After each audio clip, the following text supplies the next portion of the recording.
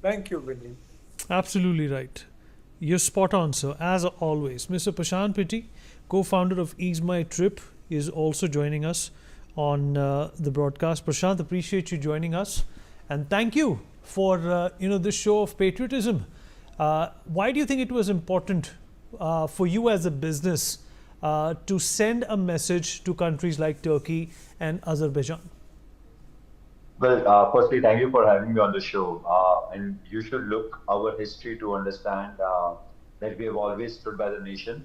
I'll start with the COVID times. During the COVID times, we were the first ones to give full refund from our own pocket to customers who were stuck. Then we created a campaign called as Saat Crore Ka Kharcha, 7 lakh crore ka kharcha, in which we basically made Indians pledge to travel within India as soon as COVID opens up. Almost 10 million Indians pledged to travel within India first rather than travel outside.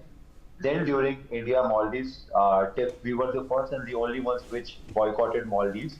After 8 months of them bending over backwards, pleading to India, running Welcome India campaign, their Prime Minister coming to India, and our external minister visiting to Maldives, we restarted Maldives about 9 months later.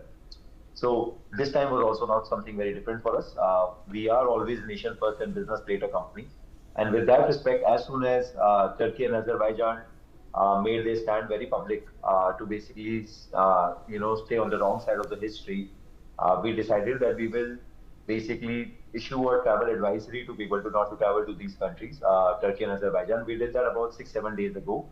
And we are glad that post our decision, many other travel portals have also decided to follow the same suite. Ban Turkey, ban Azerbaijan has been trending since then. And many other industrial people have also followed the suite. People are not buying apples from them. People are not importing marbles from them. They're committing to do all these things, which I believe is a very, very necessary step. See, India is a huge consumer economy. We are 140 crore people. And if we do not make people feel the pinch of who they are messing with, then what's the point of having this great demographic dividends, which we talk about? India has a great demographic dividend. India has population which are young, which are very consuming in nature. So with this kind of population, we definitely should make people feel the economic burden of standing on the wrong side. There is nothing to stand along with Pakistan. There is no gain. They are a recognized rogue nation now. Imagine at the funeral of US and UN designated terrorists, there are army personnel standing over there all across. What more proof Yeah, does the world Prashant, need? Prashant, tell me that India has started newer routes to Istanbul and other areas in and around Turkey. Indigo for once has a very busy schedule flying to and fro from Delhi to Istanbul. What kind of losses are we looking at when it comes to this suspension for Turkey and See, Azerbaijan? so basically, you have to see again the chronology. In 2009, only 50,000 people traveled to Turkey. In 2024, almost 3.3 lakh people traveled to Turkey. So it was a growing market for India. And, if you just even assume 1 lakh rupees spent per trip, per passenger, it comes to about, 3,300 crores. It's a significant amount. And I believe, with this kind of ban call which is happening, and the entire nation is standing shoulder to shoulder with our army personnel, we believe that this is going to create a decent amount of hit for them. Prashant, do you think you've also set the narrative and you've also set an example for perhaps all businesses that do business with these countries that nation comes first?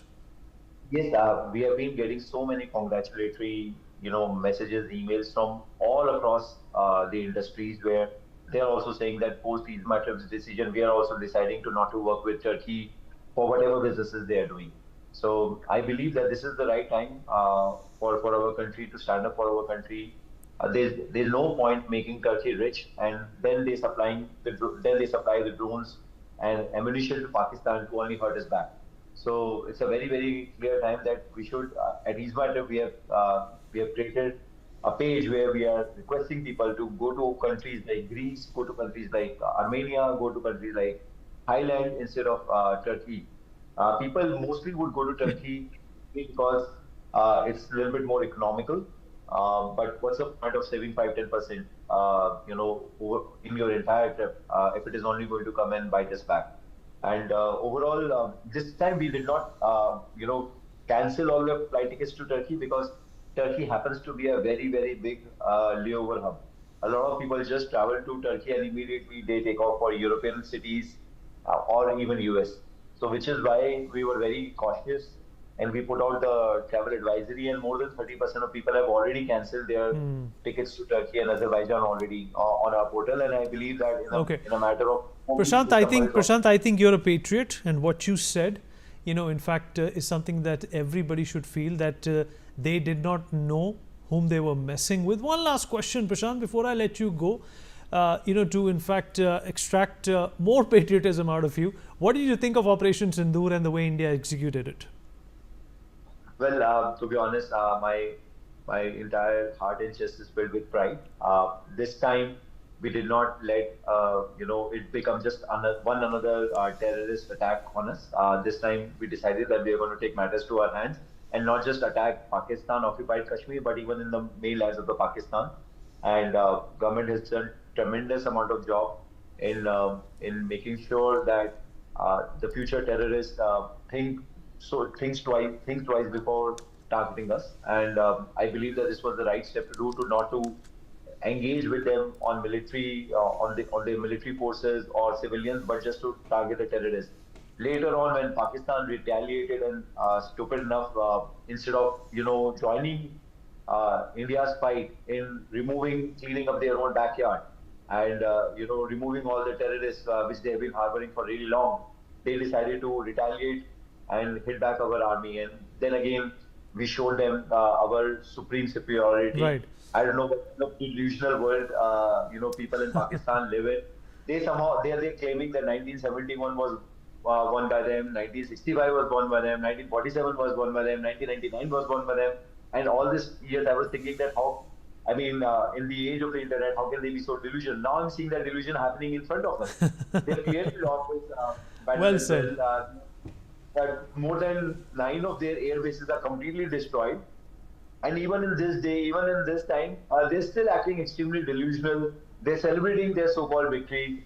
I wonder, if it is happening at this time, then clearly it was so easy for their government to manage the propaganda that they actually won in 1971, to say that they actually won 1971 and the other places. So, I mean, I believe that there is so much of introspection which Pakistanis need to do over Well. their That's Pakistan. That's Pakistan for you, Prashant. They also said that India never landed on the moon. However, thank you so much.